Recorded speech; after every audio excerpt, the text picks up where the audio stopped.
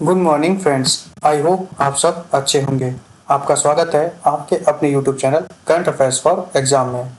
चलिए आज दिनांक 26/4/2025 की प्रश्नावली शुरू करते हैं। भारत का पहला क्वांटम कंप्यूटिंग गांव निम्नलिखित में से किस स्थान पर है? बेंगलुरु, अमरावती, हैदराबाद, पुणे। इसका सही जवाब है Amravati. Real time governance society के तत्वाधान में भारत का पहला क्वांटम कंप्यूटिंग गांव अमरावती में होगा। चलिए अगले प्रश्न पर आते हैं। निम्नलिखित में से किसे डीन टेक्नोलॉजी के लिए पहला भारतीय ब्रांड एम्बेसडर नियुक्त किया गया है? अमिताभ बच्चन, तृप्ति डिमरी, सलमान खान, कृति सेनन। इसका सही जवाब है कृति सेनन। कृति सेनन को डीन टेक्नोलॉजी के लिए पहली भारतीय ब्रांड एम्बेसडर नियुक्त किया गया है। चलिए अगले प्रश्न पर आते हैं। भारत परमाणु ऊर्जा क्षेत्र में निम्न कितने प्रतिशत तक प्रत्यक्ष विदेशी निवेश की अनुमति देने पर विचार कर रहा है? 35, 39, 44, 49। इसका सही जवाब है 49।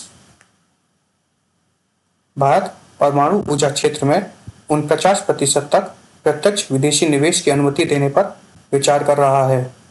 इस कदम का उद्देश्य परमाणु ऊर्जा क्षमता को बढ़ावा देना, कोयले पर निर्भरता कम करना और विदेशी निवेश और प्रौद्योगिकी भागीदारों को आकर्षित करना है। यह भारत की कार्बन कटौती लक्ष्यों को पूरा करने और 2070 तक नेट जीरो अर्थव्यवस्था हासिल करने की व्यापक रणनीति के अनुरूप है। चलिए अगले प्रश्न पर आते हैं। 2025 में निम्नलिखित में से किसे लता दीनानाथ मंगेशकर पुरस्कार से सम्मानित किया गया? कुमार मंगलम बिरला, अमिताभ बच्चन, शिव नाडर, अजीम प्रेमजी। इसका सही जवाब है कुमार मंगलम बिरला। 2025 में आदित्य बिरला समूह के चेयरमैन श्री कुमार मंगलम बिरला को लता दीनानाथ मंगेशकर पुरस्कार से सम्मानित किया जाएगा।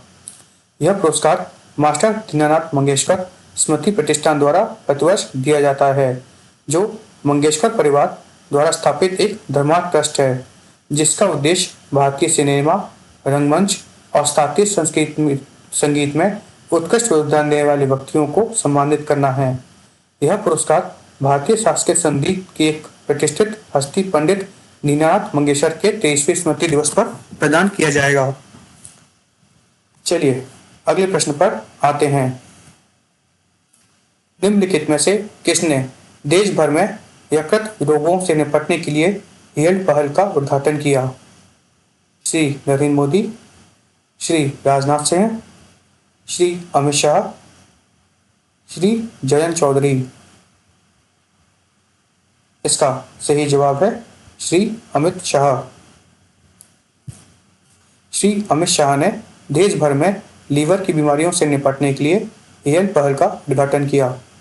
हेल्थ पहल का मतलब है healthy liver education and alcohol associate liver disease prevention.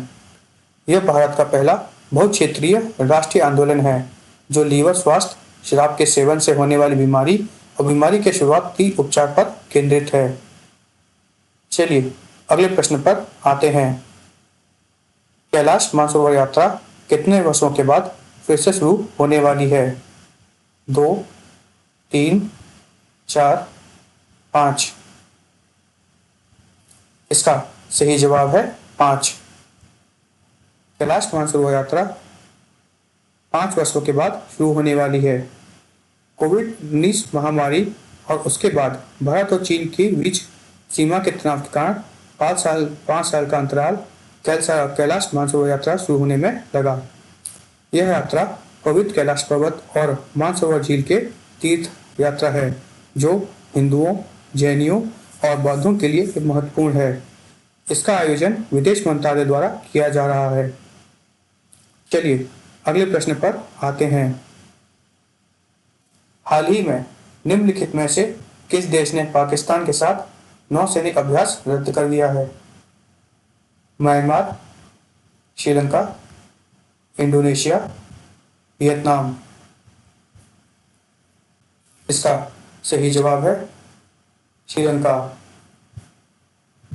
Sri Lanka ने हाल ही में भारतीय दबाव के बाद तिरुकलमाली में पाकिस्तान के साथ नौसैनिक अभ्यास रद्द कर दिया है। चलिए अगले प्रश्न पर आते हैं। अनिमेश कुजूर, जिन्होंने हाल ही में पुरुषों की 200 मीटर दौड़ में राष्ट्रीय रिकॉर्ड बनाया है, वह निम्नलिखित में से किस राज्य से हैं? ओडिशा, महाराष्ट्र, पंजाब, केरल। इसका सही जवाब है ओडिशा। अनिमेश कुजूर, जिन्होंने हाल ही में पुरुषों की 200 मीटर स्पर्धा में राष्ट्रीय रिकॉर्ड बनाया है, वह उड़ीसा के हैं। चलिए अगले प्रश्न पर आते हैं। निम्नलिखित में से कौन T20 में 12,000 रन तक पहुंचने वाले दूसरे भारतीय बल्लेबाज बन गए हैं? सूर्य कुमार यादव, रविंद्र जडेजा, रोहित शर्मा, अभिषेक शर्मा। इसका सही जवाब है रोहित शर्मा। रोहित शर्मा ने T20 में 12,000 रन पर बनाने वाले दूसरे भारतीय बने हैं। चलिए अगले प्रश्न पर आते हैं। निम्नलिखित में से किस राज्य सरकार ने राज्य पुलिस भर्ती में अग्निवीर जवानों के लिए 20% आरक्षण की घोषणा की है? मणिपुर, सिक्किम, मिजोरम, केरल। इसका सही जवाब है सिक्किम। सिक्किम राज्य सरकार ने राज्य पुलिस भर्ती में अग्निवीर जवानों के लिए 20% आरक्षण की घोषणा की है।